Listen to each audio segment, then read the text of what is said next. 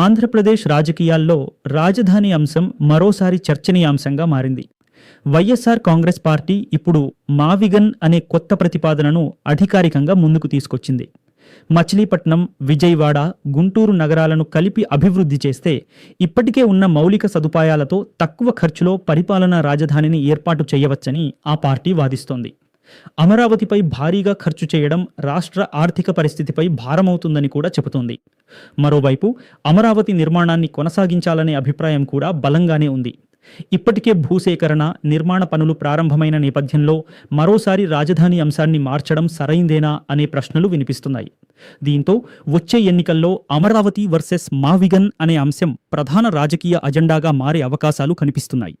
చివరికి ప్రజలు ఏ ప్రతిపాదనకు మద్దతిస్తారన్నదే ఆంధ్రప్రదేశ్ రాజకీయాల భవిష్యత్తును నిర్ణయించబోతోంది అనేది ఈ వీడియోలో తెలుసుకుందాం. వీళ్ళు చేస్తా ఉన్న దర్యాప్తు తీరును ఒకసారి గమనిస్తే కేసును వీక్ చేసేందుకు పై వాళ్ళను ఎలా కాపాడుతున్నారో చాలా స్పష్టంగా కూడా కనిపిస్తాయి. సాయికృష్ణను మార్కాపురం నుంచి తీసుకువచ్చింది టాస్క్ ఫోర్స్ పోలీసులు. వాళ్ళ రిమాండ్ రిపోర్ట్లోనే ఇది రాశారు. వాళ్ళు కృష్ణలంక పోలీస్ స్టేషన్కి ఈ మనిషిని అప్పగించిన తర్వాత, అంటే సాయికృష్ణను అప్పగించిన తర్వాత అక్నాలెడ్జ్మెంట్ కూడా తీసుకున్నారని కూడా రిమాండ్ రిపోర్ట్లో వాళ్ళు చెప్పారు. మరి టాస్క్ ఫోర్స్ పనిచేసేది పోలీస్ కమిషనర్ కింద కాదా? సాయికృష్ణ తల్లి మే 28న రాత్రి 7:26 ఇదే విజయవాడ సిపికి అర్జీ ఇస్తూ, ఇదిగోండి కాపీ కూడా, అర్జీ కాపీ, టైమింగ్ కూడా రాసింది చూడండి దాంట్లో, తన కొడుకును పోలీసులు తీసుకొచ్చారని, ఇప్పటి వరకు ఏ కోర్టులోనూ ప్రవేశపెట్టలేదని, లాకప్ డెత్ చేశారన్న అనుమానాలు ఉన్నాయని, అత్యవసరంగా ఈ కేసులో జోక్యం చేసుకోమని అడిగితే సిపి పట్టించుకునే పరిస్థితి లేదు. తర్వాత సాయికృష్ణ బంధువులు, దీని తర్వాత మళ్ళీ సాయికృష్ణ బంధువులు డీజీపీ గారికి కూడా చెప్పినారు. డీజీపీ గారిని కూడా అప్రోచ్ అయ్యి డీజీపీకి కూడా చెప్పినా ఆయన పట్టించుకోలేదు. మరి రాష్ట్రంలో వ్యవస్థలు కుప్పకూలిపోయాయి అని చెప్పడానికి ఇవన్నీ నిదర్శనాలు కావా? సర్కిల్ ఇన్స్పెక్టర్తో పనిచేయిస్తాడు తనే కాబట్టి సిఐని సిపి కాపాడుతాడు, సిపిని డీజీపీ కాపాడుతాడు, డీజీపీని చంద్రబాబు కాపాడుతాడు. ఇవన్నీ రాష్ట్రంలో కనిపిస్తా ఉన్నా, మన కళ్ళ ఎదుటే కనిపిస్తా ఉన్న సాక్ష్యాలు. కుప్పకూలిన పోలీస్ వ్యవస్థ, దిగజారిపోయిన పోలీస్ వ్యవస్థకు అద్దం పడతా ఉన్నాయి.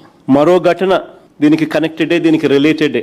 మరో ఘటన, దళిత యువకుడు క్రాంతి కుమార్ మరణ వాంగ్మూలం ఇస్తూ సోషల్ మీడియాలో తాను మాట్లాడి ఆత్మహత్య చేసుకున్న వీడియో వైరల్ అవుతా ఉంది. అయినా తన చావుకు కారణం, ఆ వీడియోలో తాను మాట్లాడుతూ ఇదే పోలీస్ స్టేషన్, ఇదే సిఐ పేరు చెప్పి మరణ వాంగ్మూలం ఇస్తూ తను ఆత్మహత్య చేసుకుని ఆ వీడియో వైరల్ అవుతా ఉన్నా కూడా ఇదే సిపి పరిధేది.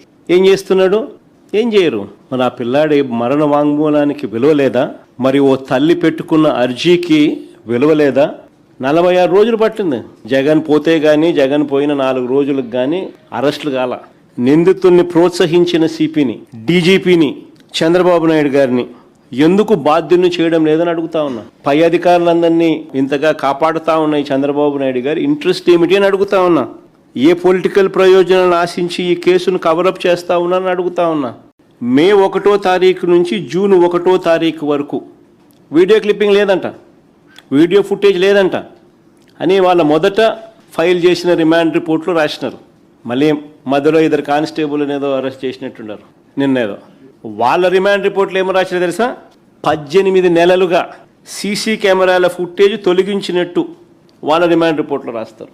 అంటే ఎన్ని మర్డర్లు జరిగినాయో ఈ 18 నెలల్లో. ఎవరికి నచ్చినట్టుగా డిలీట్ చేసుకుంటూ పోవడం కుదురుతుందా?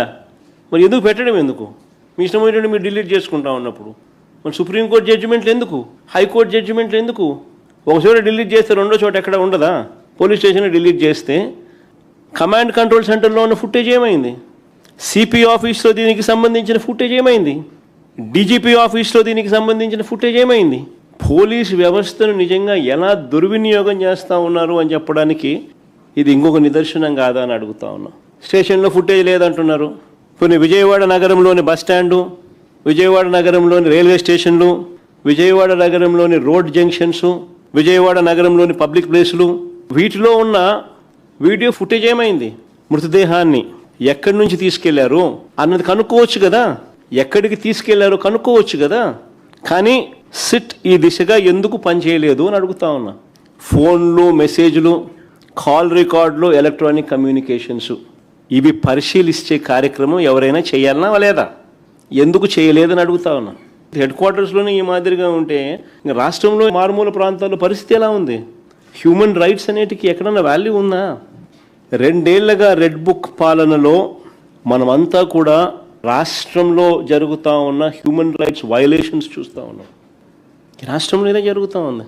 ఒకరిని పిన్ పాయింట్గా ఐడెంటిఫై చేస్తున్నారు, వాళ్ళని ఇరికిచ్చే కార్యక్రమంలో ఎక్కడా కూడా మారల్స్ లేవు, ఎథిక్స్ లేవు, స్క్రూపుల్స్ లేవు, వాళ్ళ జీవితాలు నాశనం చేస్తున్నామన్న ఎక్కడా కూడా పశ్చాత్తాపం కూడా లేదు. ఏ పంటకు కూడా గిట్టుబాటు ధర లేదు. గిట్టుబాటు ధర లేక రైతులు గగ్గోలు పెడతా ఉన్నారు. రాష్ట్రంలో ఏ జిల్లా తీసుకున్నా రైతుల సమస్యలే కనిపిస్తాయి. రైతులు రోడ్లపైనే కనిపిస్తూ ఉన్నారు. ట్రాక్టర్ల మీద చంద్రబాబు నాయుడు గారు గవర్నమెంట్ను మీద ప్రొటెస్ట్ చేస్తూనే కనిపిస్తూ ఉన్నారు. అయినా ఇవేమి చంద్రబాబు నాయుడు గారికి పట్టవు. 3 బడ్జెట్లు పెట్టినా కూడా ధరల స్థిరీకరణ నిధికి అరకొర నిధులే. అదే మా హయాంలో ప్రతి ఏటా 3,000 కోట్ల రూపాయలతో ధరల స్థిరీకరణ నిధి పెట్టి ఏకంగా ఆర్బీకేలలో పోస్టర్లు పెట్టేవాళ్ళం. ఈ పంటకు ఇది గిట్టుబాటు ధర అని. ఆర్బీకేలో పోస్టర్లు కనిపించేటివి. ఏ పంటకు గిట్టుబాటు ధర రాని పరిస్థితి ఉన్నా కూడా ఆ ఆర్బీకే పరిధిలోనే సీఎం యాప్ అంటే continuous monitoring of agricultural price and procurement activate అయ్యేది. జాయింట్ కలెక్టర్ మార్క్ఫెడ్ జాయింట్ ఎండి జేసీ వెంటనే ఆర్బీకే పరిధిలో ఇంటర్వ్యూన్ అయ్యేవాడు. వెంటనే ఆర్బీకే పరిధిలో కొనుగోలు చేసేవాళ్ళు. మార్కెట్లో కాంపిటీషన్ క్రియేట్ అయ్యేది, రేట్లు పెరిగేటివి. ఏకంగా 7,800 కోట్ల రూపాయలు మా 5 సంవత్సరాలలో మేము మార్కెట్ ఇంటర్వెన్షన్ కింద, ధరల స్థిరీకరణ నిధి కింద ఇంటర్వ్యూన్ అయి రైతుల కష్టాలలో తోడుగా ఉండి ప్రతి పంటకు గిట్టుబాటు ధర వచ్చేట్టుగా చేసినాం. ఈరోజు చంద్రబాబు నాయుడు గారి పుణ్యమాని ఈ ధరల స్థిరీకరణ నిధిని పూర్తిగా భ్రష్టు పట్టించినారు. ఇవాళ పంట దెబ్బతింటే కనీసం ఉచిత పంటల బీమా కూడా లేదు. పంటల బీమా కింద చంద్రబాబు నాయుడు గారు రైతులకు కట్టాల్సింది, ఇవ్వాల్సింది 3,500 కోట్ల రూపాయలు ఇవ్వాల ఎగ్గొట్టాడు. ఇన్పుట్ సబ్సిడీ రూపంలో చంద్రబాబు నాయుడు గారు ఏ సీజన్లో నష్టం జరిగితే ఆ సీజన్ ముగిసేలోగానే వచ్చే ఇన్పుట్ సబ్సిడీ ఈరోజు పూర్తిగా మంగళం పాడేసినాడు. ఇవాళ చంద్రబాబు నాయుడు గారి వల్ల రాష్ట్రంలో రైతులకు చేసిన మోసాలే ఇవాళ గ్యారంటీలుగా కనిపిస్తూ ఉన్నాయి. బాబు పాలన మోసం గ్యారంటీ. చంద్రబాబు నాయుడు గారు అధికారం లేకపోచ్చి వరుసగా 2వ ఏడాది కూడా పొగాకు రైతులు ఈరోజు రోడ్లు ఎక్కుతా ఉన్నారు. మా ప్రభుత్వంలో చరిత్రలో ఎప్పుడు చూడని విధంగా తొలిసారి బిడ్డింగ్ ప్లాట్ఫామ్స్ మీదకి మార్క్ఫెడ్ ప్రవేశం చేసింది. మార్క్ఫెడ్ ద్వారా మనం కొనుగోలు చేసేవాళ్ళం, మార్కెట్లో కాంపిటీషన్ క్రియేట్ చేసేవాళ్ళం. పొగాకు రైతులకు మా హయాంలో ఒక భరోసా ఉండేది. ఇది central government ministry of commerce అప్పట్లో ప్రెస్ రిలీజ్ చేసింది. నన్ను చూడండి ఒకసారి చదివితే సెంట్రల్ గవర్నమెంట్ చెప్పింది హైయెస్ట్ రేట్, రికార్డ్ రేట్ వచ్చింది 2023-24లో ఫార్మర్స్కు, పొగాకు రైతులకు 285 రూపాయలు యావరేజ్ ప్రైస్. ముఖ్యమంత్రి గారేమో పొగాకు కొనుగోలు కంపెనీలతో చంద్రబాబు గారు సమావేశమై కనిష్ట ధర 200 రూపాయలకు తగ్గకూడదని గట్టిగా చెప్పాడని ఎల్లో మీడియాలో ఒకటే ఊదరగొట్టడం చూసాం మనం. ఈయన చెప్పాడో లేడో రేటు 160కి పడిపోయింది, డబాల్. 240 మిలియన్ కిలోల పొగాకు పండితే ఈ సీజన్లో 75 రోజులు అయిపోయింది. ఇంతవరకు కొన్నది ఎంతో తెలుసా? కేవలం 29 మిలియన్ కిలోలు మాత్రమే కొనుగోలు జరిగింది. 240 మిలియన్ కిలోలకు గాను 75 రోజులు అయిపోయింది. కొనింది కేవలం 29 మిలియన్ కిలోలు. రైతులు రోడ్డెక్కక ఏం చేస్తారు స్వామి? ఇప్పుడే సబ్స్క్రైబ్ చేయండి, లైక్ చేయండి, షేర్ చేయండి. VTV ప్రైమ్, మీ ఉత్తమాభిరుచుల సమ్మేళనం.